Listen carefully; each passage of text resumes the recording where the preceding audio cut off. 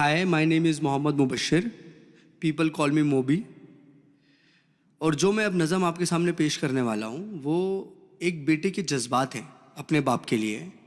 और मैं आपसे दरख्वास्त करता हूँ कि आप मेरे लफ्ज़ों पे जाएं, ना कि मेरे अंदाज़े बयां पे। मेरे जज्बातों को समझने की कोशिश करें। और इसमें कुछ वर्ड्स हैं जिनका मैं आपको पहले मतलब बता देना चाहता हूँ। जैसे कि एक वर्ड है फजर। फजर मतलब वो वक्त जब सूरज उगने वाला है। एक वर्ड है बेलोस। बेलोस मतलब अनकंडीशनल। सो जब ये मतलब I will recite this poem तो you will get to know about these words. और पोएम जो है, जो नज़म है मेरी, वो इस तरह शुरू होती है कि नन्ही सी आंखें और मुड़ी हुई उंगलियां थी। ये बात तब की है जब दुनिया मेरे लिए सोई हुई थी। नन्ही सी आंखें और मुड़ी हुई उंगलियां थी। ये बात तब की है जब दुनिया मेरे लिए सोई हुई थी।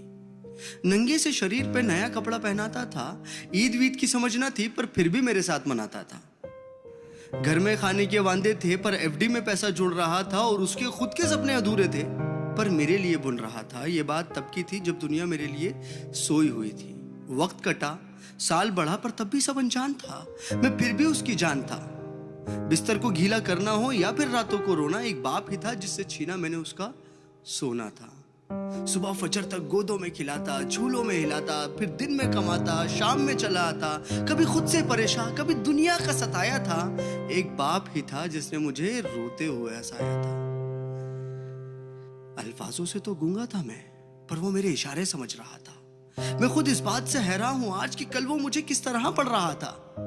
अब्बा तो छोड़ो यार, अभी आ भी निकला ना था, पर वो मेरी हर फरमाइशों को पूरा कर रहा था। और मैं भी उसके लाड प्यार में अब ढलने लगा था। घर से वो निकल ना जाए, अब उसके कदमों पे नजरें रखने लगा था। और मुद्दे तो हजार थे बाजार में उसके पास, पर कब ढल जाएगा सूरज उसको इसका इंतजार था। और मैं भी दरवाजे की चौखट को ताकता रहता था।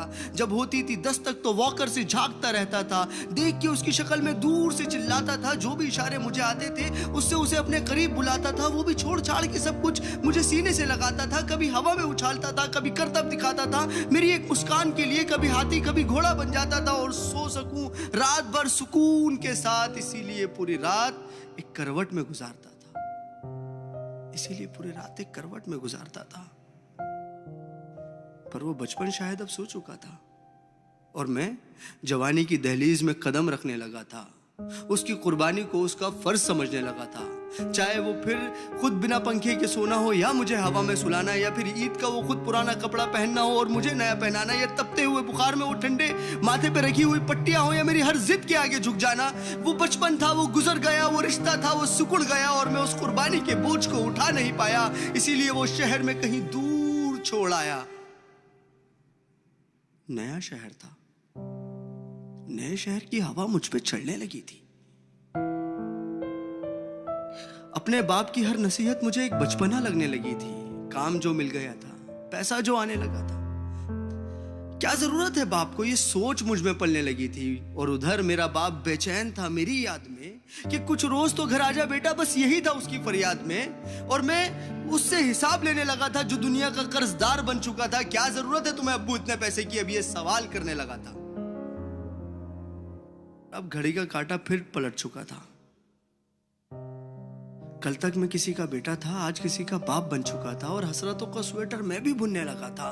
कल क्या करेगा मेरा बेटा, मैं भी यही सोचने लगा था। अब दुनिया में ना उससे कोई आगे था, ना कोई अपना था, सब पराया था, बस वही एक सपना था। तब मुझ में एक जज्बात उमड़ने लगा था, जिस जज्बात से मैं हमेशा अनजान था कि कल क्या गुजरी होगी मेरे बाप पे। अब मुझे ये समझ आने लगा था। बेलोस मोहब्बत की मूरत होता है बाप, जो लफ्जों में ना बुना जाए और कलमों से जो ना लिखा जाए, वो होता है बाप। जो रोते हुए को हंसा दे और खुद को माजूर बना के तुम्हें खड़ा कर दे, वो होता है बाप। और ये एक मैसेज पूरी आवाम के लिए कि एक रोज तुम्हें एहसास जरूर होगा कि मसरूफ तुम थे, उम्र दराज वो होगा। एक रोज तुम्हें एहसास जरूर होगा कि मसरूफ तुम थे, उम्र दराज वो होगा। जिसकी उंगली का सहारा पकड़ के चला करते थे, आज वही छड़ी का तलबगार होगा। और जिसके सदके में जी रहे हो आज, कल वो ना रहे तो क्या होगा। पर अभी वक्त बचा है कुछ खास तुम्हारे पास। तब तक जब तक बाप का साया तुम्हारे साथ होगा और जन्नत के तलबगार हो तो सीने से लगा लेना, क्योंकि वही कल जन्नत का सरदार होगा। सब गिले शिकवे मिटा के चिपक जाना उसको, क्योंकि आज तो बाप है पर वो कल तुम्हारे साथ ना होगा, वो कल तुम्हारे साथ ना होगा। और मैं इस नज़म का कोई नाम रख नहीं पाया क्योंकि मैं बाप को एक लफ्ज़ में बता नहीं पाया। Thank you.